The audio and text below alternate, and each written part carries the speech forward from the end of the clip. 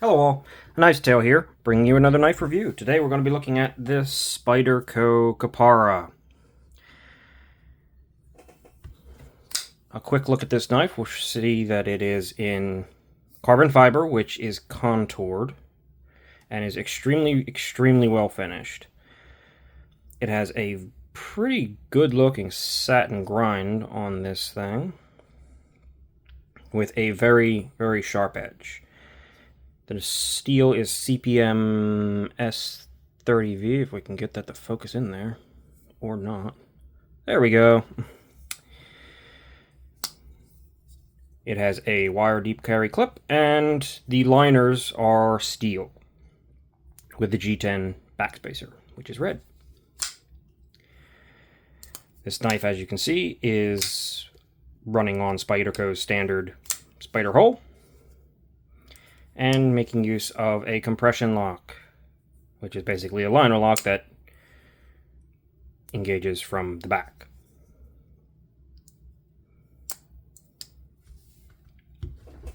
Let's get some quick specifications before we get into the actual review of this knife. The blade length on the Spyderco Kapara is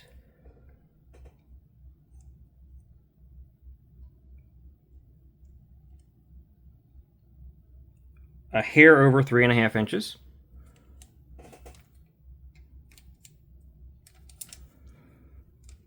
The handle length is 4 3/4, and the overall length is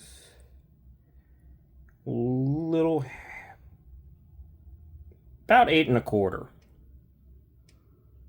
Looks a little under there, but it is to me, from where I'm sitting, it's pretty much dead on 8 1/4. We will make a quick comparison with our standard comparison knives, Civivi Elementum and Conspirator. As you can see, this knife is actually longer than both. It's got maybe a hair more blade length. Yeah, just a little bit more blade length than the Conspirator, but it's got a little tiny bit more handle as well, even with this arch. But as you can also see, it's pretty slim when open. I don't think it's only at the hole and at the height of the hump is it really anywhere near as tall as the Conspirator. And folded, well, folded it's got a little bit of a height. More so than the Elementum. Let's see. Yeah, a little bit more right in this area than the Conspirator, but pretty comparable. It's not bad considering most Spydercos, because they have a big height all usually on most of their knives. This one is a bit more pocket friendly, but yeah, it is still not the thinnest in the pocket. However, it is pretty darn light. Let's get the scale out, get a weight. 3.35 ounces, 3.35. I think they're supposed to be around 3.4 typically. So yeah, you're getting more than an ounce an inch, so ratios guys are going to like that. It is light, it is pretty easy to carry. Wire clips, while a lot of people don't like them, do work pretty well. Even though I don't love Spyderco's flat. Yeah, you can still see some pocket lint underneath the lint. Pocket lint underneath the lint. No, pocket lint underneath the clip. But I don't love Spyderco's love of putting that flat spot on their clips, but it still, despite that, actually works pretty well in and out of the pocket. Let us do a hardware check. T8. And the body screws are T8. which is good. I like seeing that. The pocket clip screw, also T8 and reversible, which not the best. I mean, the compression locks in general are pretty ambidextrous. They're somewhat ambidextrous. You just have to use your thumb. But this one being as narrow as it is, not really something I'd want to do as a left-handed person. But, I mean, you can. It's much easier with the right hand. But that pivot feels almost bigger than T8.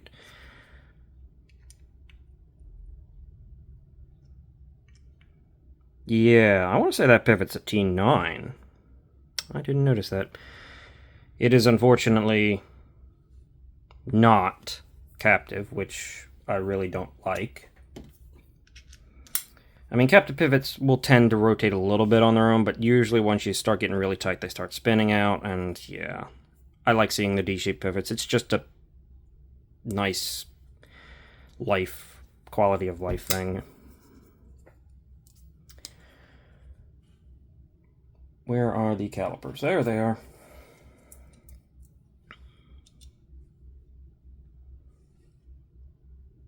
Okay, it wants to go to 5. Let's zero that out.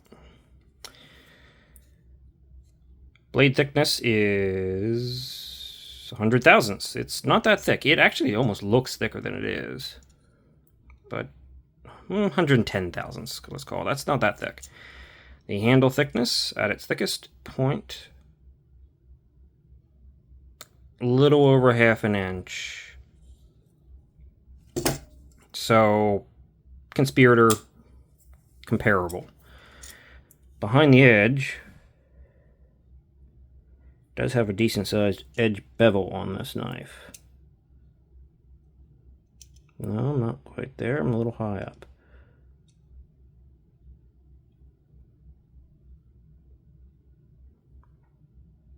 Yeah, I'm going to call that 18 thousandths behind the edge. It is not that thin behind the edge, but it's got a decent size edge bevel, so the actual cutting edge comes down to pretty darn thin. I think that's 18 thousandths, so I just want to double check that. Because the size of this bevel is making it a little bit tricky to not slip around. Yeah, I'm going to say 17 to 18 thousandths behind the edge. It's a little thicker than some knives. It's not thick by any means. I wouldn't mind seeing it a little thinner behind the edge because it's got such a large edge bevel. I mean, this isn't huge, but it is reasonably large edge bevel. You're basically going to sharpen the entire thing, so you're going to take immediately into a bigger step up into the knife than you would if the edge bevel was, say, much smaller and it came down thinner. You'd have more life, is what I'm saying. That said, like I said, that said, this knife is extremely sharp. It came extremely sharp. It's held its edge really well. I have carried and used this thing. It has a full flat grind and, well, geometry cuts. And it's got good geometry. I just think they could probably drop it down a little bit thinner behind the edge and give you a little bit more before it starts getting thicker. I also would like to mention, since we're staring at it, that this knife does not really have a sharpening choil, but the stop pin is not hitting behind the edge, so you're more than capable of cutting in a notch right here. Shouldn't be too hard. In fact, this knife has such a clean and open area for it that's separated out away from the handle. You pretty much got a pretty easy access to cutting in a sharpening choil. Just put that in a vise and Dremel or diamond rod that. I haven't had to. I haven't sharpened it.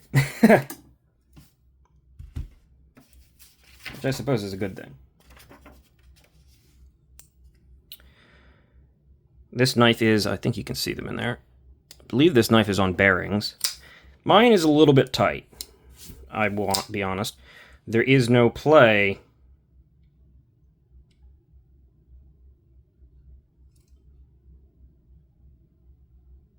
If I really muscle, I can feel a little bit of lock flexing the up and down, but I wouldn't call that lock rock. It's not doing it on its own. So, you also see me wiping the mat a lot because Spyderco likes its edge sharp, so that's going to eat my nail. But, back to what I was saying. Mine is a little bit tight. As you can see, it's not free dropping like some Spydercos. And I found that it has to be about here to get rid of the lock play. It is, any play. It is centered, and as I said, no play, but it does have to be a little bit tighter than maybe some. I kind of thought it was going to break in more, but it just hasn't. It's not really bothering me. It's just something to take note if you're thinking that these things are just going to start dropping from the box. Spydercos don't usually, and this one hasn't broken in even as much as I thought it was going to. I've also had to adjust this pivot a few times, which being free spinning is a pain in the butt.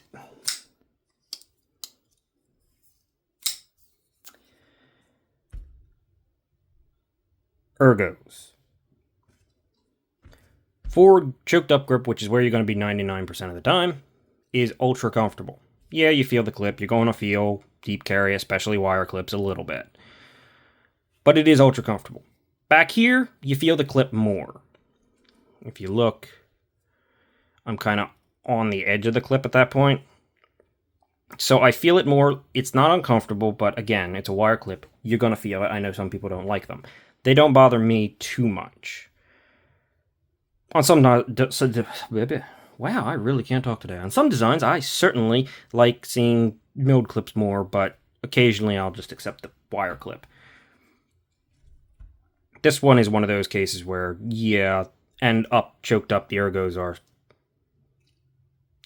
Really, the clip is not a factor in the choked up position. And this blade shape being a... let's call that a modified Warncliffe, is extremely useful. You get to the tip, you got just a hint of belly for some slicing, you got the full flat grind, you can push through. It's a good blade shape. It's a great blade shape, great for general EDC carry.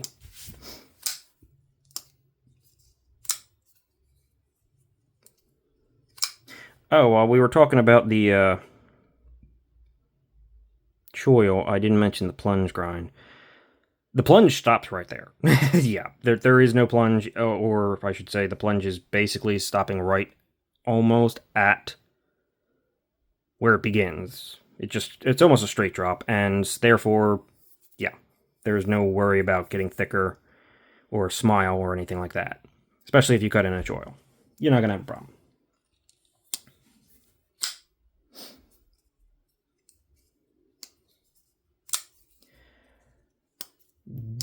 The only real complaint I have about this knife is because it's such a thin handle.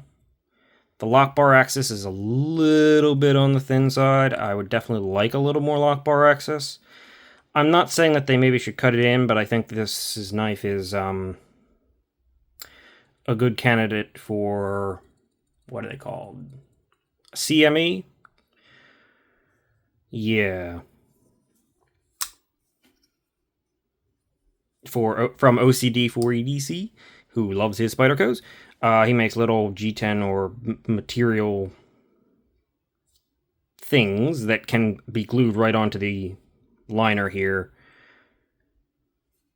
to make the compression lock more accessible. This knife is certainly one that could benefit from that due to its relatively tight nature. That said, still not hard.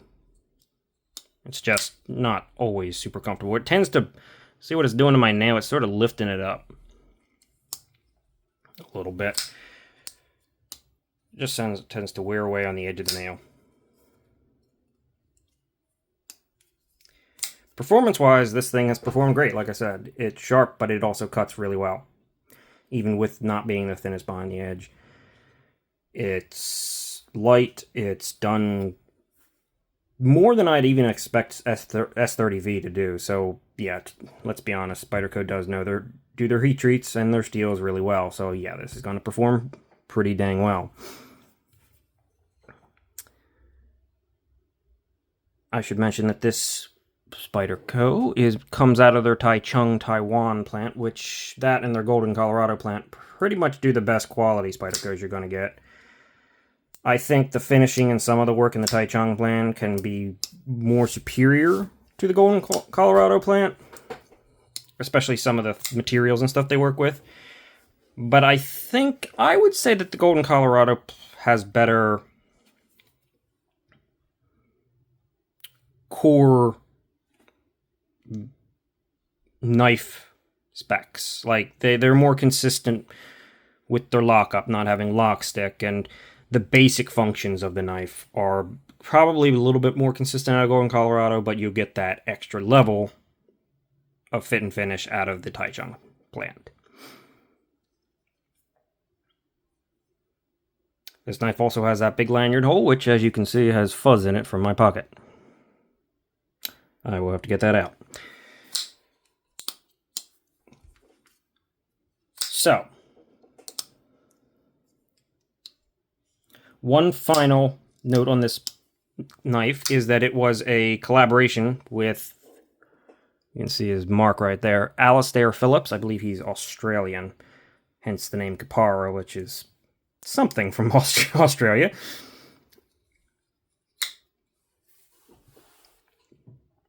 So, being a collaboration knife, this knife will automatically have a slightly higher price tag than a lot of in-house designs. That comes with the territory. You'll see it pretty much universally. Should be mentioned. Speaking of price tag, the price tag on this knife is $264.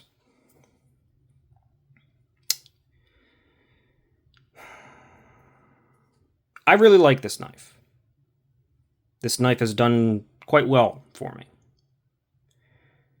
This was one of the earlier knives that I bought that were more in the $200 range. I didn't buy it for $264. It was, when I got it, was cheaper than that, but I got it like, I'm going to say 5 years ago, 4 or 5 years ago. Yeah, 2020, 2019, something along those lines.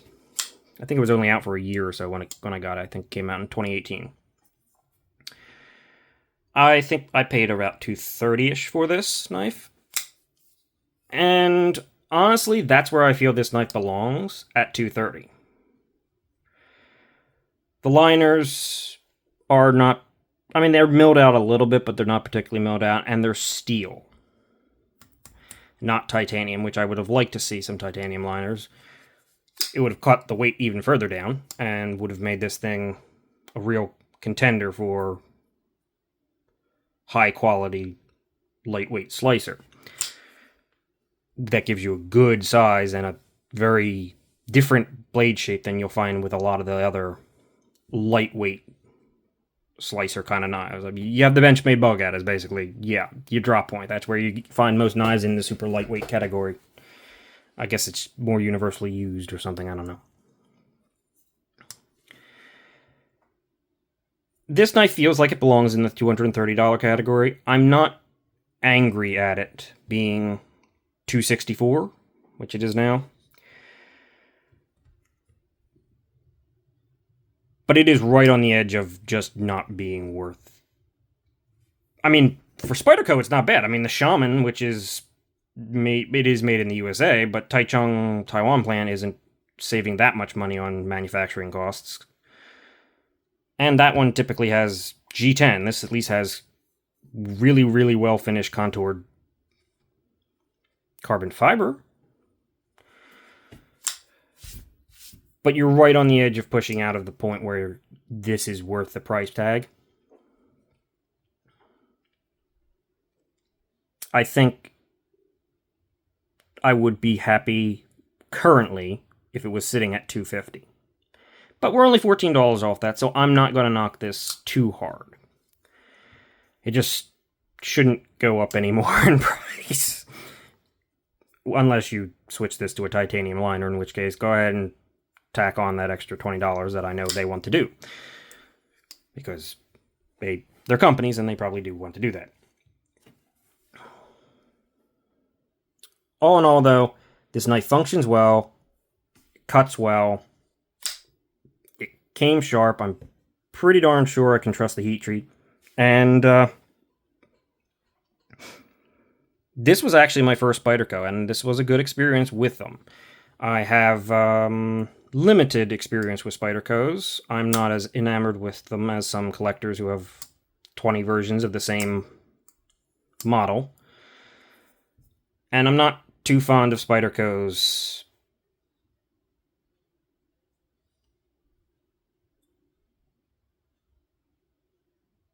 Let's call it release model. I don't mind them doing some interesting things, but they don't really do anything interesting. They just release the knife, most of their knives that they've already released, in a different steel. Maybe a different handle material. Barely. A different colorway. And call it a sprint run and make them super limited edition, and people go crazy and buy them up really fast. They're popular. And they've cultivated a good enough following that they deserve some of that popularity. I just think it's a little bit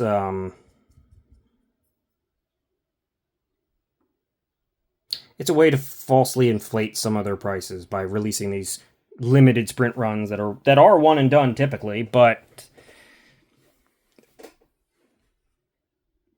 that creates enough demand, or scarcity that creates enough demand, that they end up selling out quick, so they move their product really fast by making use of their fans.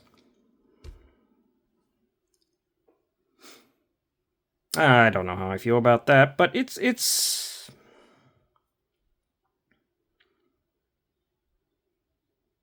for that, I will give them a pass again to some degree, because they have a good product. There are companies that try to do that, Benchmade, that aren't putting out as good of a product, that aren't putting out a product where the value is more or less mostly there. Spyderco is, so they're at least backing it up. And I can appreciate that. So the Kapara is a good one. It's getting a little pricey, but it is a good knife. With one of those CMEs, assuming he makes one for the Kapara model, I hope he does. This is a great easy knife, honestly. For people with slender fingers, it's probably an even better knife because you have a little bit more. My fingers, while they may be a bit stubby, are not super slender, so. But I don't have any trouble actuating it.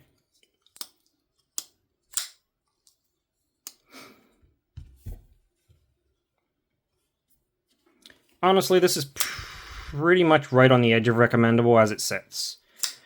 I want to recommend it, but the price is just pushing it. So I will recommend it, but again, if this price goes up further, no. That will change quickly. Yeah. This has been a bit of a slower, rambly one, but the review is done. If you stuck around, like and subscribe maybe, or don't. Comment. Thoughts on Spyderco's business model and pricing and such. I know they're certainly not egregious as most companies, or not most companies, a lot of companies, particularly some of the bigger name US companies nowadays, with the exception of a handful. But I don't like their sprint run kind of constant put out the same thing in a different steel model in general. I kind of want to see the occasional new and interesting design from them, because they do interesting stuff. And they have a lot of interesting stuff, but they just...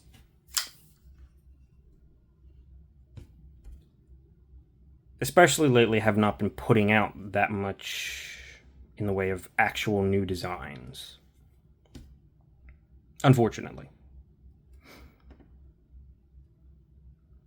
So let me know your thoughts on them, on Spyderco.